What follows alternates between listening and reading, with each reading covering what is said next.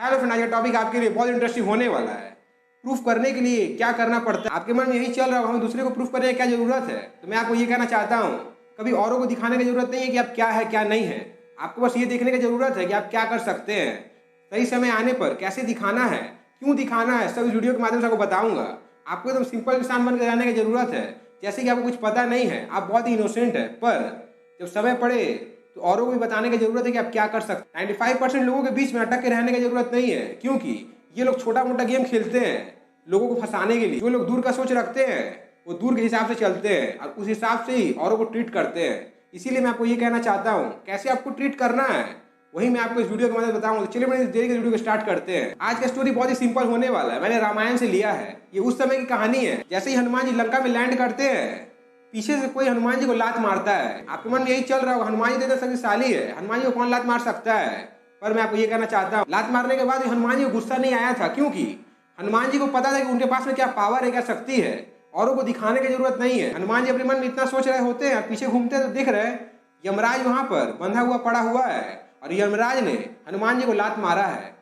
हनुमान जी बहुत ही नम्र भाव से पूछते हैं, आपने मुझे लात क्यों मारी, इसके पीछे का कारण क्या था। यमराज कहता है, रावण ने मुझे रुद्र शक्ति से यहाँ पर बांध रखा है और परमिशन दिया है जो भी लंका में प्रवेश करेगा उसे पीछे से लात मारने के लिए, इससे रावण का गरिमा बढ़ेगा, इसीलिए मैंने आपको लात मारा है। आप कौन है।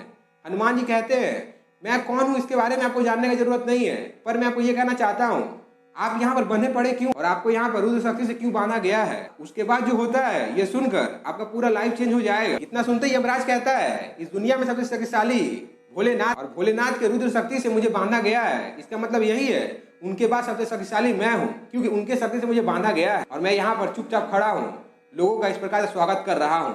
इतना सुनते ही हनुमान जी मुस्कुराते हैं और कुछ कहते नहीं। रुद्र शक्ति से यमराज को बांधा गया था, उसे पूरा लपेटा गया था, उस शक्ति पर प्रहार करते हैं और वो शक्ति वहां पर चूर चूर हो जाता है। अब आप मान लीजिए आपके मन में ये चल रहा होगा ये कैसे हो सकता है। एक बार आप सोच लीजिए, जैसे मुजरिम लोग को मोटे मोटे रड से बांधा जाता है, सिकड़ी से बांधा जाता है, वैसा ही सिकड़ी वहां पर था और हनुमान जी अपने एक घूंसे से उस सिकड़ी को तोड़ देते हैं। ये देखकर यमराज चौंक जाता है, हनुमान जी के पैरों पे गिर जाता है और कहता है, आप कौन है, आपके पास में इतना बल कहाँ से आ गए। मैंने आज से जिसे भी लाश से मारा है वो डर के मारे यहाँ से चला गया है। आप कौन है, आप यहाँ पर अभी भी टिके हुए हैं और आपने स्वयं महादेव का शक्ति को भंग कर दिया है, तोड़ दिया है।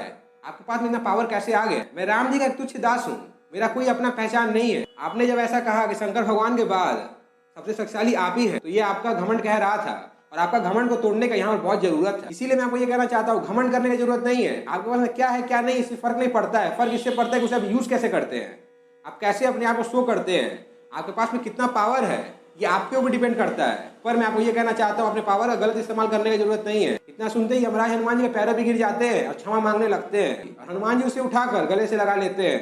सो फ्रेंड, मैं आपको इस कहानी के माध्यम से यही कहना चाहता हूँ, आपके पास में क्या पावर है, क्या शक्ति है, इससे फर्क नहीं पड़ता है। फर्क इससे पड़ता है कि उसे आप यूज कैसे करते हैं, कैसे आप शो कर रहे हैं। आपके बारे में लोग बहुत कुछ सोचेंगे, बहुत कुछ समझेंगे, फर्क नहीं पड़ता है। फर्क इससे पड़ता है कि आप अपने बारे में क्या सोचते हैं, आप सिचुएशन को हैंडल कैसे करते हैं, ये मायने रखता है। क्योंकि लोगों का जहां तक सोच रहेगा वहीं तक सोच पाएंगे, पर अगर आपका सोच उनके ऊपर तक है तो आपको अपने हिसाब से हर सिचुएशन को हैंडल करने की जरूरत है। आप लोगों के सोच को रोक नहीं सकते हैं, इसीलिए आपको सिर्फ अपने सोच के ऊपर डिपेंड रहने की जरूरत है, औरों के ऊपर नहीं। तभी जाकर आपको लाइफ में सक्सेस मिलेगा और आप बहुत आगे तक जा पाइएगा। इस दुनिया में आपके पास में क्या है क्या नहीं इससे फर्क नहीं पड़ता है। एक न एक दिन आपके पास सब कुछ रहेगा, पर उसके लिए सबसे पहले आपको अपने आप को बिल्ड करने की जरूरत है, अपने पर्सनालिटी को बिल्ड करने की जरूरत है, इससे कि औरों को देखकर ये लगना चाहिए कि इसके पास में सब कुछ है, इसके पास में किसी चीज का कमी नहीं है। क्योंकि जैसा आपका पर्सनालिटी होगा वैसे ही लोग आपको हैंडल करना चाहेंगे। इसीलिए मैं आपको ये कहना चाहता हूँ, दूर का सोच रखने की जरूरत है और अपने आप को हमेशा इस हिसाब से रखना है कि आप औरों से अलग है। आप हमेशा अपना थिंकिंग 5% इंसान की तरह रखिए। फर्क नहीं पड़ता है लोग क्या सोचते हैं, आपको फर्क ये पड़ना चाहिए कि आप अपने बारे में क्या सोचते हैं, क्योंकि आपको सक्सेस होना है, उन लोगों को नहीं। जो लोग आज आपके बारे में सोच रहे हैं, कह रहे हैं, उनका मैटर है। कितना देर वो आपके संग में रहेंगे, कितना अच्छा वो आपके संग बिताएंगे, फर्क नहीं पड़ता है। फर्क इससे पड़ता है कि आप अपने बारे में क्या सोचते हैं और आपको कहाँ पे जाना। आज के लिए बस इतना ही। आपने चैनल पहली बार सब्सक्राइब कर बेल को प्रेस करें और वीडियो को लाइक और शेयर करें। Thank you.